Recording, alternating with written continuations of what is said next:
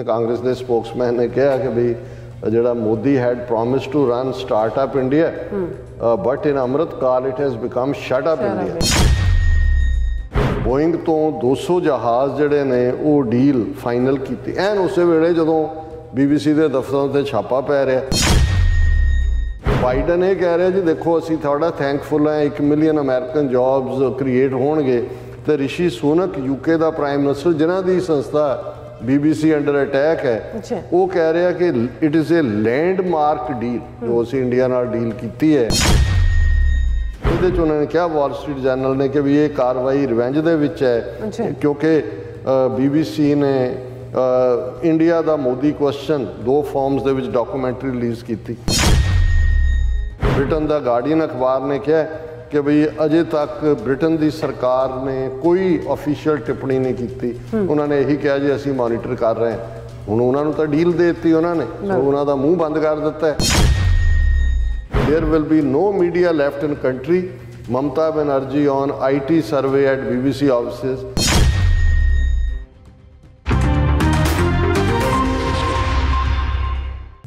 Viewers welcome back on programme. So viewers गलबात करन जा रहे हैं कि BBC इंडिया के दफ्तरां ते इनकम टैक्स वालों दूसरे दिन भी रेड जारी है। सो इंटरनेशनल मीडिया में इस संबंधी भारत नूं भंडण वालियां खबरां लग रही हैं। कांग्रेसी स्पोक्स वालों पूछा गया है कि मोदी ने तां लोकां नाल स्टार्टअप इंडिया का वादा किया सी पर इत्थे तां शटअप इंडिया हो रहा है। सो इस बारे आप गलबात करने जा रहे हैं। सो असीं चाहांगे कि तुसीं इसी तरह बने रहना देखण सुन लिया लिखण लई तुहाडा सब दा बहुत बहुत शुक्रिया जी। डॉक्टर साहब की कहना चाहोगे? असीं उन्हां सारे वीरां भैणां दा शुक्रिया अदा करते हैं जिहड़े TV 84 दे इस प्रोग्राम नूं YouTube दे लाइव चैट जाके भी और Facebook दे लाइव दे विच भी देख रहे हैं, कमेंट भी कर रहे हैं। अच्छा। और कुछ दे नाम मैं साझे करना चाहांगा जिन्हां दे विच साडे जुबेर याकूब साहब ਜਿਹੜੇ ਸਭ ਤੋਂ ਪਹਿਲਾਂ ਆਉਣ ਵਾਲਿਆਂ 'ਚ ਹੁੰਦੇ ਨੇ और उन्होंने कुछ ਕਾਮੈਂਟ ਜਿਹੜੇ ਉਰਦੂ 'ਚ ਸੀ ਉਸ ਦਾ ਉਹਨਾਂ ਨੇ ਅੰਗਰੇਜ਼ੀ ਟਰਾਂਸਲੇਸ਼ਨ ਵੀ ਕੀਤਾ ਹੈ। ਸ਼ੁਕਰੀਆ ਜ਼ੁਬੈਰ ਸਾਹਿਬ। ਵੈਸੇ ਉਹ ਕਹਿੰਦੇ ਨੇ ਵੀ ਤੁਹਾਨੂੰ ਜ਼ਿਆਦਾ ਗੱਲ ਕਰਨ ਦੀ ਹੈ ਹੁਣ ਤੁਸੀਂ ਜ਼ਿਆਦਾ ਬੋਲਿਆ ਕਰੋ। ਠੀਕ ਹੈ ਨੋ ਪ੍ਰੋਬਲਮ। ਇਸੇ ਤਰ੍ਹਾਂ ਸਾਡੇ ਵੀਰ ਤਜਿੰਦਰ ਸਿੰਘ ਕਿੰਗ ਐਲ ਜਿਹੜੇ ਸਭ ਤੋਂ ਪਹਿਲਾਂ ਆਉਂਦੇ ਨੇ ਉਹਨਾਂ ਦੀ ID ਤੋਂ ਵੀ ਉਹਨਾਂ ਨੇ ਫਤਿਹ ਬੁਲਾਈ ਹੈ। और ਸਾਡੇ ਵੀਰ ਜਗਸੀਰ ਸਿੰਘ ਸਿੱਧੂ ਜਿਹੜੇ पहली सेवा निभाते हैं सब तक WhatsApp करके मैसेज पहुँचाने दी।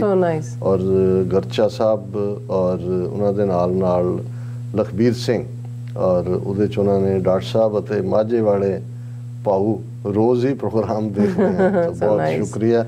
साड़ी आवाज़ साढ़े मजैल वीरां भैणां तक भी जाती है। इस तरह सिमरजीत सिंह उन्होंने खालिस्तान जिंदाबाद और बिल्ला फौजी उन्होंने दीप सिद्धू वीर योधा बाई अमर रहे और साडे वीर सतपाल सिंह पुरेवाल खास तौर पर अज आए ने उन्होंने भी सारिਆਂ ਦੇ ਨਾਲ फतेह साझी की है। और अबाउट ट्रूथ एंड सिखिज्म की ID तो वाहिगुरू जी का खालसा वाहिगुरू जी की फतेह। और वैसे असीं ये भी कहांगे कि भी जे तुहाडा कोई होर कामेंट तुसीं आउंदे हो चंगा लगदा है तुसीं रैकगनाइज करते हो सानू भी लगता है कि भाई साडे वीर भैणां जुड़दे ने नाल। पर जे कोई तुहाडा सवाल भी होए कोई कामेंट भी होए कोई जानकारी भी क्योंकि साडे कोल बड़े सीमित साधन ने कोई तुहाडे कोल ऐसी खबर जिसका लिंक जदों तुसीं किते देखिया सुनिया वो भी तुसीं सानू फॉरवर्ड कर सकते हो। इमीडिएट असीं ना भी उहनूं लईए बाद च भी असीं मॉनिटर करदे हां। BBC नूं सबक सिखाना Narendra Modi on the revenge कल असीं गल कीती और वो काफ़ी साढ़े दर्शकों वालों पसंद किया गया। आस्ट्रेलिया तो वीरां ने दस्सिया कि भाई उन्होंने उन्हां तक भी पहुँचाया जिहड़े जिन्होंने खालिस्तान की गल समझ नहीं सी आती तो उन्होंने भी कहा अच्छा ये हो रहा है। मैं क्या फिर झाड़ के जिहड़े ने वो पिछों बह जाएंगे। लेकिन मैं समझदा कि भी ये कोई शक नहीं है कि भी ये इन्हां ने जदों कि G20 का शिखर सम्मेलन समिट भी है अगले वरे च ये समझ नहीं आ रहा जिवें कांग्रेस के स्पोक्समैन ने कहा कि भाई जो Modi had promise to run startup India but in Amrit Kaal it has become shut up India. ये उन्होंने पवन खेरा स्पोक्समैन है कि भी ये कित्थे पहुँच गए। बिल्कुल। और जिन्नी इन्हां दी तोए तोए इस वेले ग्लोबली हो रही है हुण, क्योंकि BBC दे नाल सिद्धे तौर ते वापर रहा है और उन्हां दा इंटरस्ट है कि भी वो दस्सण दुनिया नूं कि भी किस किस्म दा है। और अजे भी IT दे उन्हां दे जिहड़े रीड मारन वाले ने वो दिल्ली और मुंबई दफ्तरां 'च बैठे ने, का पता नहीं की कारण समोसे खा रहे होने ने, बाहर दस रहे बहुत कार्रवाई कर रहे हैं। हुण ये तां हुण उत्थे दस्सणों रहे जी इन्ना कैश फड़िया गया जां उत्थों एक कट्टा पिस्तौल फड़िया गया, ये तो नहीं पा सकते, लेकिन वो अपना ये दस रहे ने क्योंकि इस सारे नाल जुड़िया तुसी जदों टाइमिंग देखते हो। और अज ही एक द हिंदू दी स्टोरी सी, हालां जे मैं उन्होंने डिस्कस करन लगा तो फिर वक्त ज़्यादा लगेगा कि इक्को वेले बोइंग जहाज़ां दी जिहड़ी है डील, क्योंकि मैं बाइडन दी पढ़ी देना कि बाइडन दे नाल मोदी जिहड़ा वो संपर्क कर रहा है, जिहड़ी डील है वो air India the deal purchase over 2000 American made aircraft from Boeing तो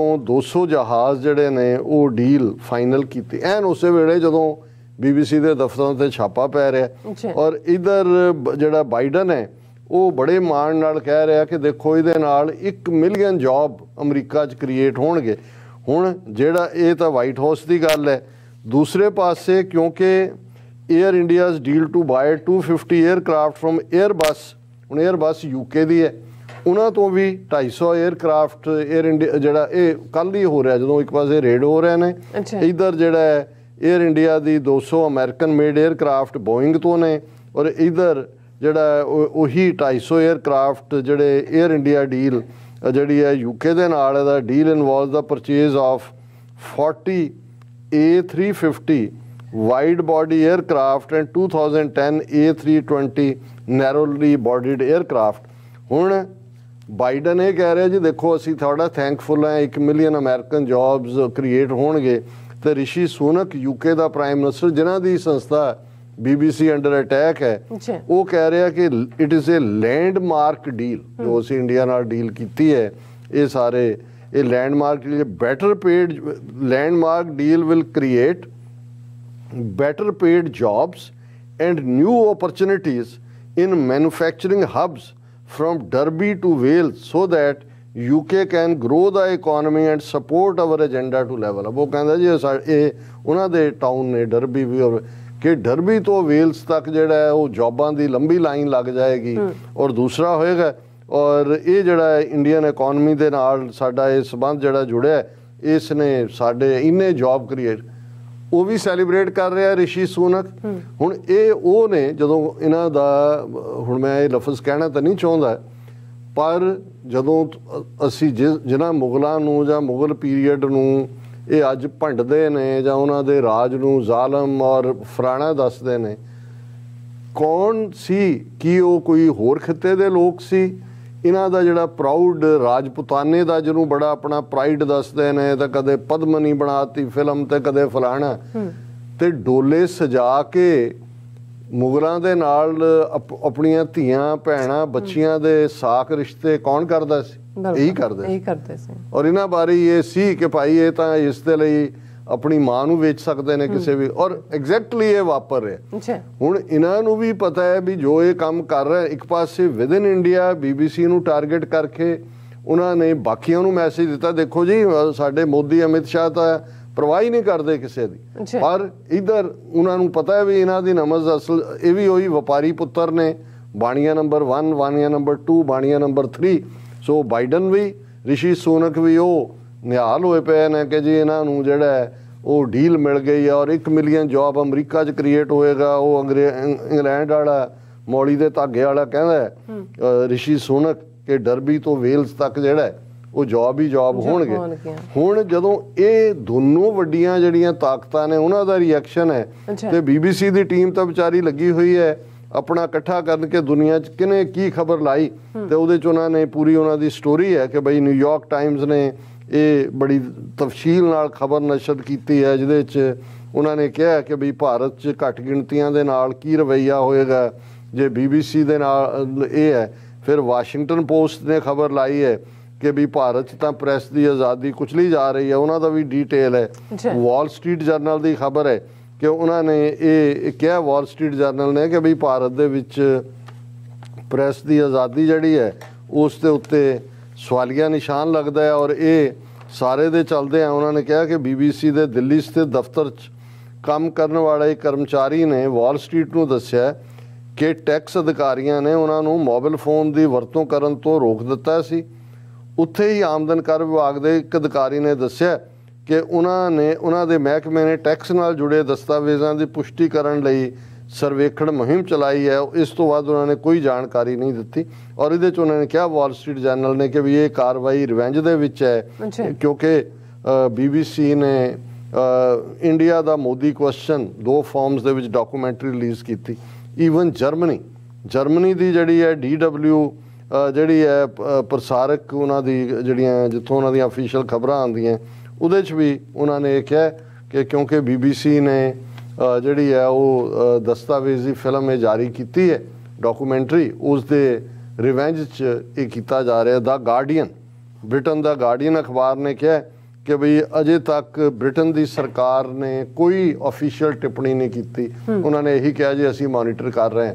ਹੁਣ ਉਹਨਾਂ ਨੂੰ ਤਾਂ ਡੀਲ ਦੇ ਦਿੱਤੀ ਉਹਨਾਂ ਨੇ, ਸੋ ਉਹਨਾਂ ਦਾ ਮੂੰਹ ਬੰਦ ਕਰ ਦਿੱਤਾ। ਜਿਵੇਂ ਉਹਨਾਂ ਮੁਗਲਾਂ ਦੀ ਫੇਵਰ ਪਾਉਣ ਲਈ ਆਪਣੇ ਧੀਆਂ ਭੈਣਾਂ ਦੇ ਹੁਣ ਜਿਸ ਕਿਸਮ ਦੀਆਂ ਡੀਲਸ ਇਹਨਾਂ ਨੇ ਦੋਨੋਂ ਹੀ ਬੋਇੰਗ ਔਰ ਦੂਸਰੇ 에ਅਰਵੇਜ਼ ਦੀਆਂ ਕੀਤੀਆਂ ਨੇ, ਭਾਰਤ ਦੇ ਵਿੱਚ ਅਨਇੰਪਲੋਇਮੈਂਟ ਇਸ ਲੈਵਲ ਦੇ ਉੱਤੇ ਹੈ ਇਸ ਵੇਲੇ ਕਿ ਹਰ ਤੀਸਰਾ ਨੌਜਵਾਨ ਜਿਹੜਾ ਉਹ ਸੜਕਾਂ ਦੇ ਉੱਤੇ ਆਉਣ ਵਾਲੀ ਹਾਲਤ ਉਹਨਾਂ ਦੀ ਬਣੀ ਹੋਈ ਹੈ। ਔਰ ਵੱਡੇ ਇਹਨਾਂ ਦੇ ਅਦਾਰਿਆਂ 'ਚ ਜਿਹੜੇ ਪੜ੍ਹੇ ਨੇ ਉਹ ਸੁਸਾਈਡ ਕਰ ਰਹੇ ਨੇ। ਪਰ ਕਿਉਂਕਿ ਇਹਨਾਂ ਨੇ ਆਪਣਾ ਹਿੰਦੂਤਵਾ ਦਾ ਏਜੰਡਾ ਲਾਗੂ ਕਰਨਾ ਤੇ ਉਹਦੇ ਲਈ ਜੇ ਅਮਰੀਕਾ ਔਰ UK ਨੂੰ even without caring for their own people ਔਰ ਫॉर देयर ਓਨ ਇਕਨੋਮੀ ਵੇਚਣਾ ਵੀ ਪੈਂਦਾ ਤਾਂ ਉਹਦੇ 'ਚ ਲੱਗੇ ਹੋਏ ਨੇ। ਬਾਕੀ ਭਾਰਤ ਦੇ ਮੀਡੀਆ ਦੇ ਹਵਾਲੇ ਨਾਲ ਵੀ ਹੈ ਕਿ ਐਡੀਟਰ ਗਿਲਡ ਨੇ ਇਹ ਕਿਹਾ ਤੇ ਦੂਜੇ ਨੇ ਇਹ ਕਿਹਾ। ਔਰ ਕੱਲਾ ਇਹੀ ਨਹੀਂ ਕਿ ਮੋਦੀ ਈਵਨ ਜਿਹੜੇ ਪ੍ਰੈਜ਼ੀਡੈਂਟ ਔਰ ਵਾਈਸ ਪ੍ਰੈਜ਼ੀਡੈਂਟ ਦੇ ਅਹੁਦੇ ਹੁੰਦੇ ਨੇ ਉਹ ਪੋਲੀਟੀਕਲ ਟਿੱਪਣੀਆਂ ਨਹੀਂ ਕਰਦੇ। ਹੁਣ ਉਹ ਜਿਹੜਾ ਧਾਨਕਰ ਇਹਨਾਂ ਨੇ ਵਾਈਸ ਪ੍ਰੈਜ਼ੀਡੈਂਟ ਲਾਇਆ ਉਹ ਕਿਸੇ ਵੇਲੇ ਬੜਾ ਖਤਰਨਾਕ BJP ਦਾ ਆਗੂ ਸੀ ਜਿਹਨੂੰ ਗਵਰਨਰ ਵੀ ਲਾਇਆ ਔਰ ਜਿਸ ਈਵਨ ਮਮਤਾ ਬੈਨਰਜੀ ਦੀ ਸਰਕਾਰ ਨਾਲ ਵੀ ਜਿਹੜਾ ਉਹਨੂੰ ਇਹ ਬਹਿਣ ਨਹੀਂ ਸੀ ਦਿੰਦਾ।